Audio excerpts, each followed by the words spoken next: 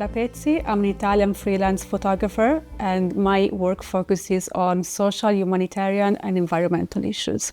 So you were brought up with art and drawing, as your father is an artist, and you also were a ballerina. So what made you want to transition to become a photojournalist?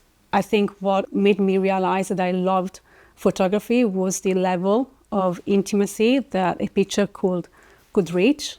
And so the intimacy with a character, with a person, or with a situation.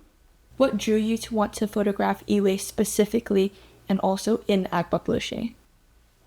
So my professional career started around 2015 when I started photographing the arrival of underage migrants in Sicily. So I started working on migration for the first few years.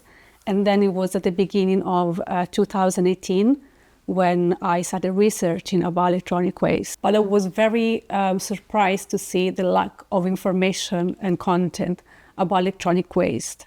And I think it's very important because it's the waste of our times, and it's not something that is gonna stop. It's something that's gonna increase, and I think it needs to be monitored.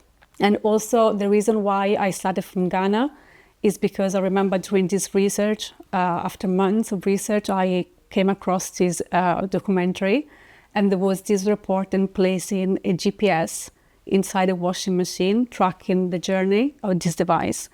And after a few weeks around Portugal, it eventually arrived in Ghana, and it went into Agbogbloshie.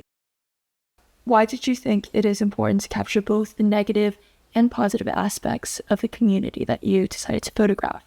When I was in Agbogbloshie, I photographed for 3 weeks the community and the workers in the burning areas and into the scrapyard. Spending time with communities is really important to be trusted, and also coming from a different culture. I work with a fixer on the ground, so with a person who was already in touch with the community, and that helped a lot.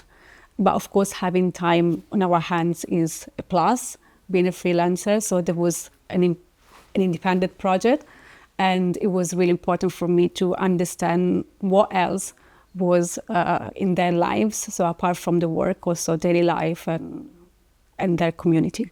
As we know, the informal recycling of e-waste is completely unregulated and it poses a lot of health concerns. Did you experience any of those while you were there? So as soon as I arrived in Agbogbloshie, I could see the impact of the pollution, of course. And personally, I experienced some skin rashes on my chest and on my back. Also, I could feel the burning of the fire was different when there were certain substances burning. I could feel like having like thousands of needles stinging my skin. It's very difficult to breathe in the area, not only for the pollution that you can generally breathe, but also because of the amount of smoke that sometimes comes from this burning, and also because of the high temperature on the place. It's very hot. Indeed, it's impossible to wear masks, face masks for them as well. So it's impossible just to have them on your face. Although the e-waste crisis poses major health concerns, especially towards children and pregnant women, it is these people's livelihood. So based on your experience, what sentiments does the community have regarding e-waste and its health risks? The workers in Agbogbloshie are perfectly aware that working in the burning areas and in the scrapyard is bad for the health. Unfortunately, they can't avoid working there. So they don't have much choice. There are many people, young people that have come from the north of the country, and they come to Accra for better jobs. They are sons and daughters of farmers or butchers, so they do need more money to support their families. They don't have a regular daily income. Some of them have forgotten how to write because they had to stop their studies at a younger age to support their families back in their villages. And now they've been out of education for years, and they would love to know more, just to carry on their studies and to know more about their jobs, whether they want to be mechanics or electricians. So the potential is definitely there. And some of them end up being burning areas for years.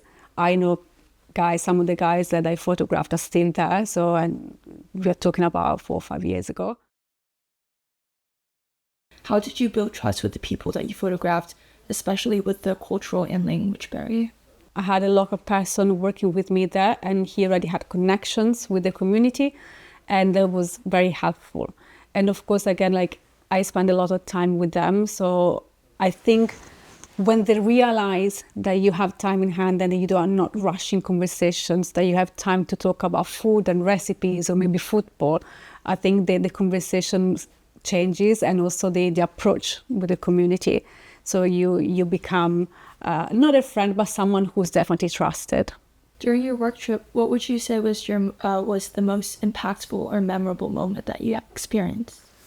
So the first impact with Agbogbloshie is definitely a visual impact. There is this landscape, there is the river, the other river, there's the slum, the old Fadam on one side, and it used to be this big burning area and workshop on the other side of the river. This huge amount of electronic waste, of cables, and so for sure the first impact with the place is a visual impact. And then conversations start. And then you get to know the people who work there and you get into their lives. One of the first people I met when I was there was Gaffaru, and he comes from the north of the country. And the first time I saw him, he was burning by the river. I started to have a conversation, so I started speaking to him, and he would not answer me. Then one of his friends came over, and he told me he was deaf.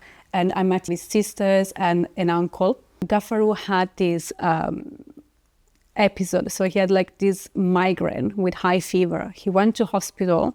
He became deaf. He quit school. He couldn't go to school because, of course, all of his life changed. He wasn't able to follow class. And he went to work to support his family. So he became a butcher. After a few months, he decided to follow some friends, and he arrived in Accra to Agbogbloshie. And since then, he has been there, still burning. Another strong story was in 2019 when we decided with the fixer, to walk along the other river. I realized there was something moving in the water, and I realized that thing moving was actually a person. So there was this man, imagine up to his chest into this water, like a mix of solid waste, garbage, electronic waste. So he came out, we spoke to him, and we agreed that I would go back to photograph him in the water with him. And that was a quite strong experience, but I thought it was fair to be with him in the water, to photograph him from his level, being with him. That water is less than 1 kilometer far from the end of the river, where the river goes into the sea. So you can imagine how much pollution and garbage and waste flows into the river. And it's just less than 2 kilometers far from the burning areas, just to give you an idea of the distance. So we are talking about heavily polluted water. And he spends hours a day in that water, every single day. And then, of course, there's the meeting with Rashida. Rashida is a water seller. The very first day, I saw this little girl, and she was moving around the burning area.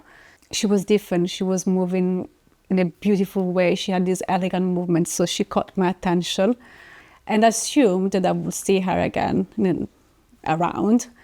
Big mistake, because I risked not to see her again. At some point I saw her, I recognized it was her, and I started taking pictures. The picture that you saw, that you included in the report as well, that picture is the moment when she sees me. And it was luck in terms of photography, because the burning that was going on, it was quite heavy at the moment. All the smoke that was in the sky started to spread, so the light hit her face right in that second. So I took the picture. The moment I shot that picture, then she started smiling at me. I started asking, what her name was, and I managed to know her name. That was it. Then I went to find my fixer to know more about her. By the time we came back, she was gone. I think Rashida represents a lot of people in that place, a lot of women. And how would you summarize your overall experience photographing and working and also staying in Agbogbloshie? Photographing Agbogbloshie was surreal, but at the same time, it was extremely real. That waste is real. You know, it might not be our computer, but it's the same computer we use. It's the same devices we have in our homes. Can you share any insights or lessons that you have learned while you were working in Agbogbloshie?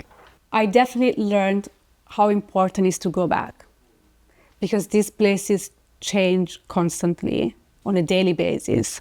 And also the trust I realized I had built the first year, going back the second year, it was a completely different story. So it's really important just to follow up with people, to go back, to see how a place developed. And also it changes because you see the place, you think you know the place, and then you go back.